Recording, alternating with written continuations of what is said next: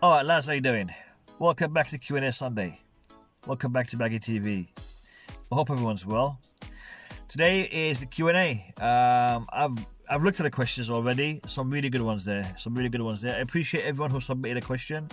And I'm sorry if I can't answer all the questions. I answer as many as I can, and I try to pick the best ones for the audience. So I hope you guys enjoy them. Before we get into the video, lads, as always, I'm going to ask you to subscribe, like, comment, and share the video. I'd appreciate that. And let's jump in.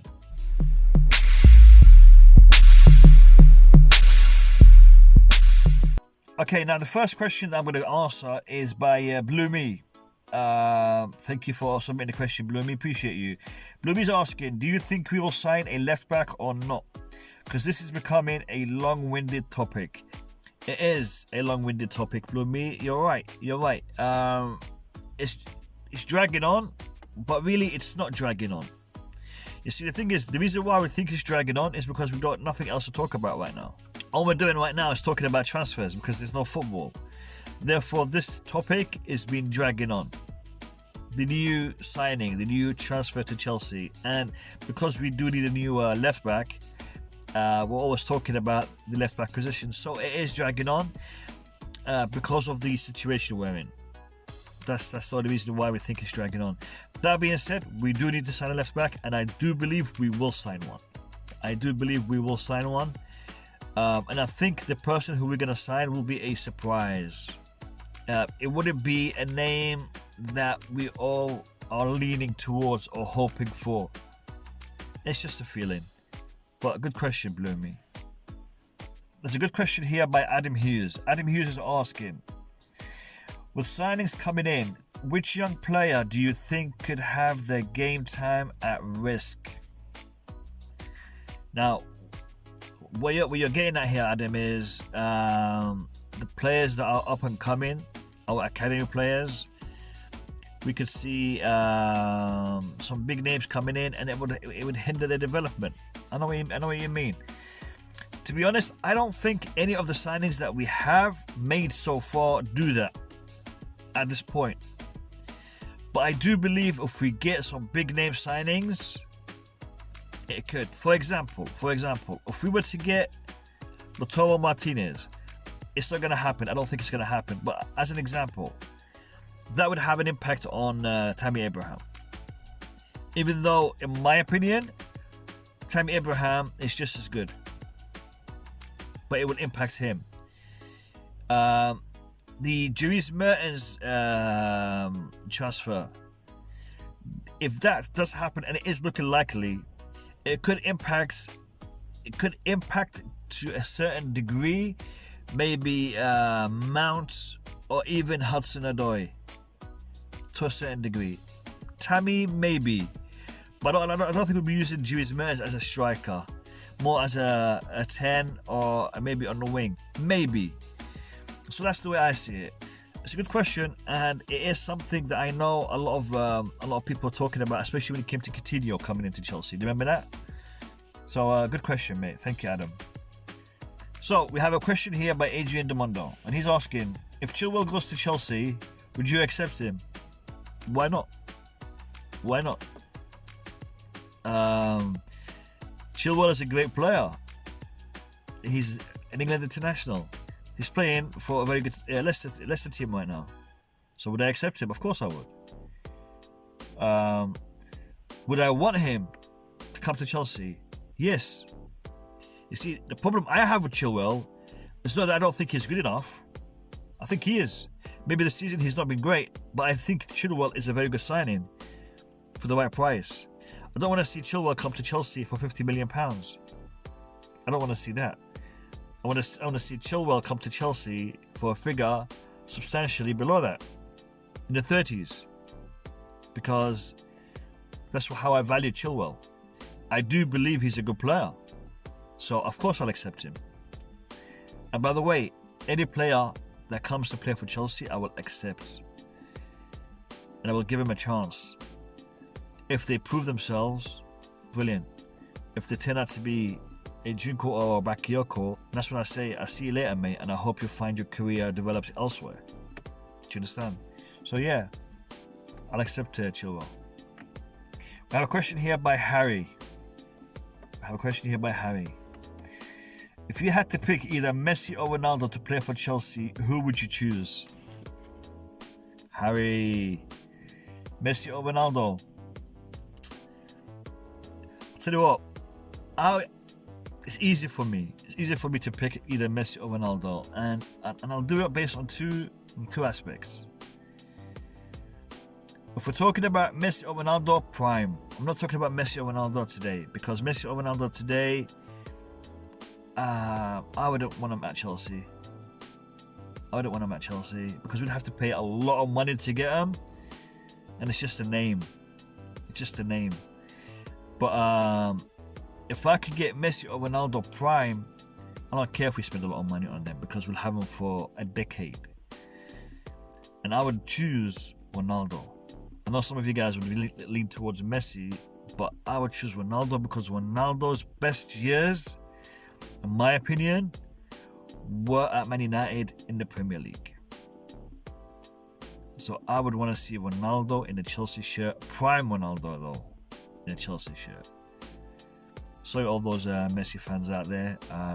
Ronaldo for me has always been a better player than Messi.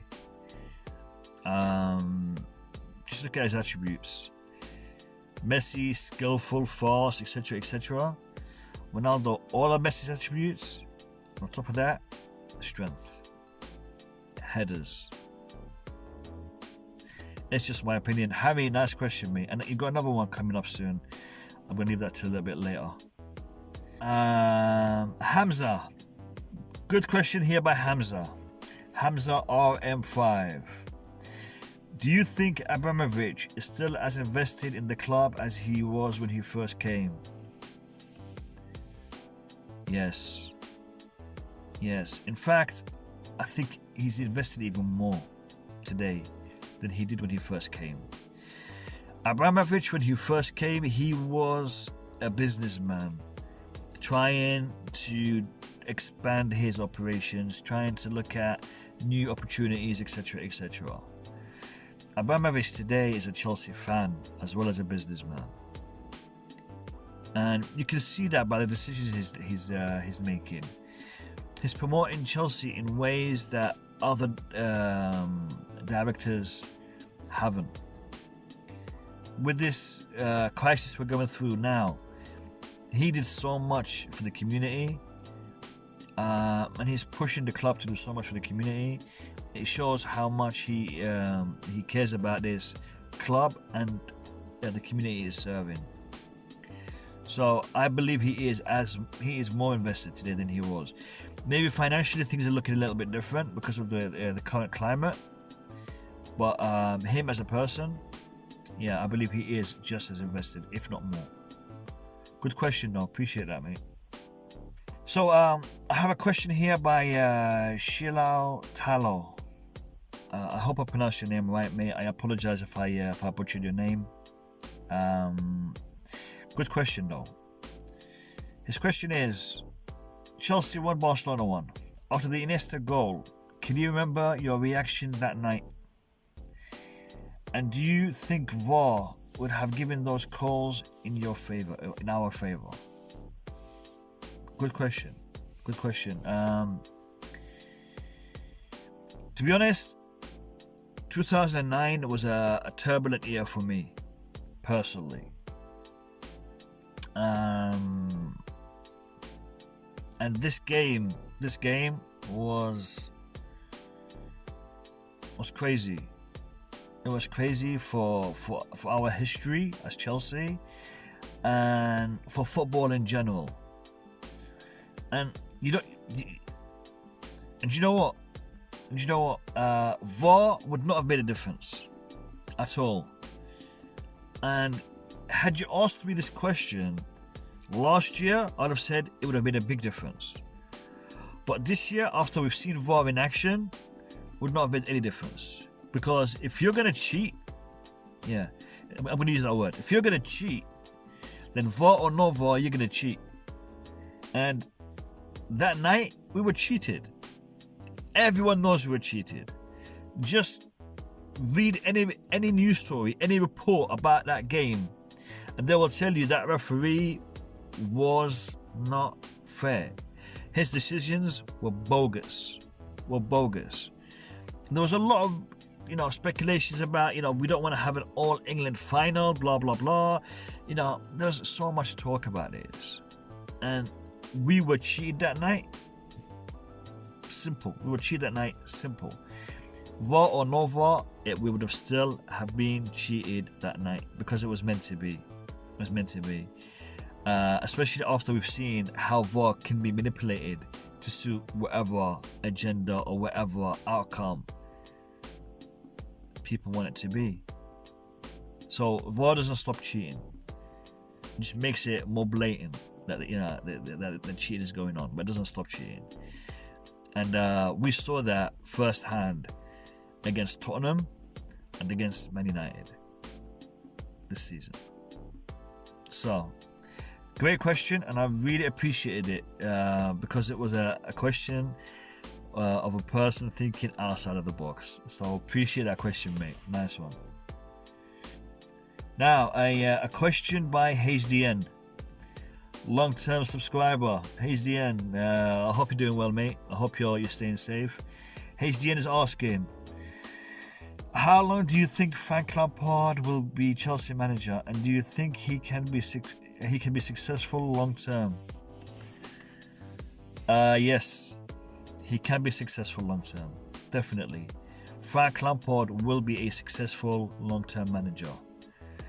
Will that be at Chelsea, though? Will that be at Chelsea?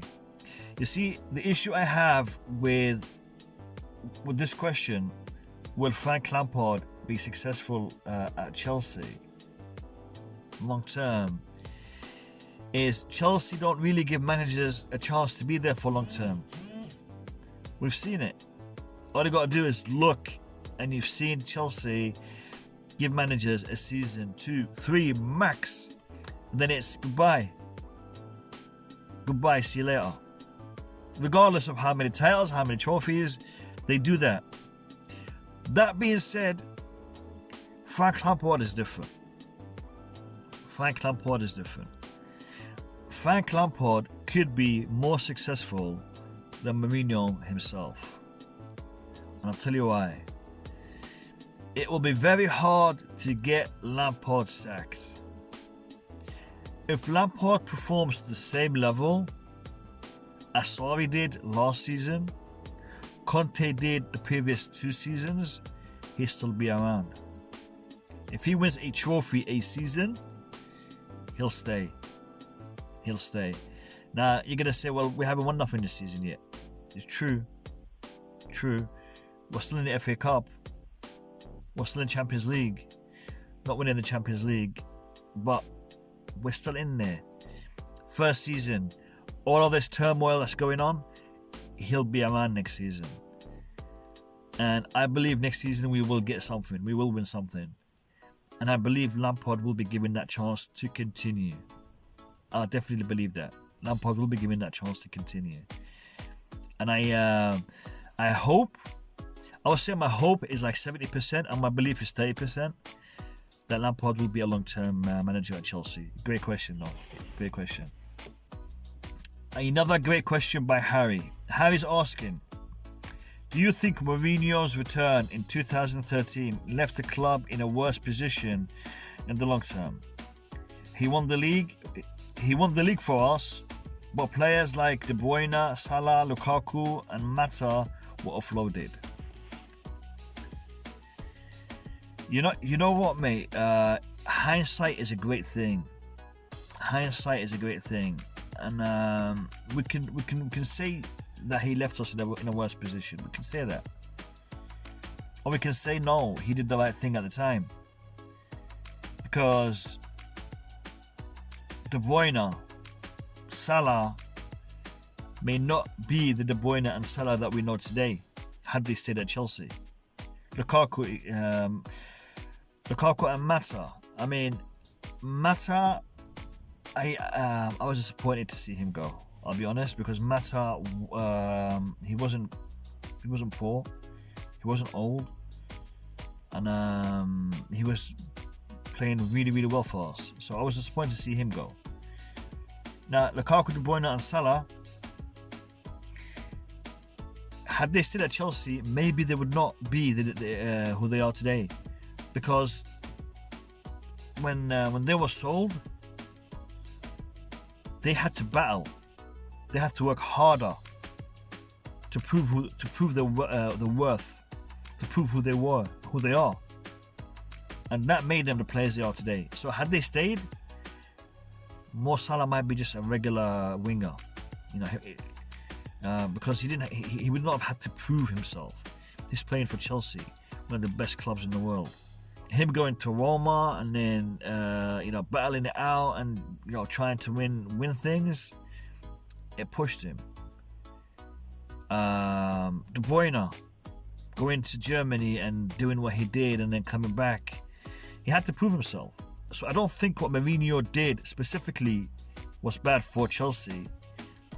It turned out, in hindsight, to be bad because those players became who they are today, and we could have made more money on them, or we could have had more success with them in hindsight. So that's my answer, mate. That's my answer. Guys, thank you all for your questions. Really, really good questions. And I'm sorry for not answering all of them. There's a few I wanted to answer, but the video has just got too long and I don't want to drag on for too long. So I appreciate all of your questions. I appreciate all of your support. I appreciate you for watching my video, and I appreciate you for liking, subscribing and commenting on my videos. Thank you. I'll catch you in my next one. Peace out.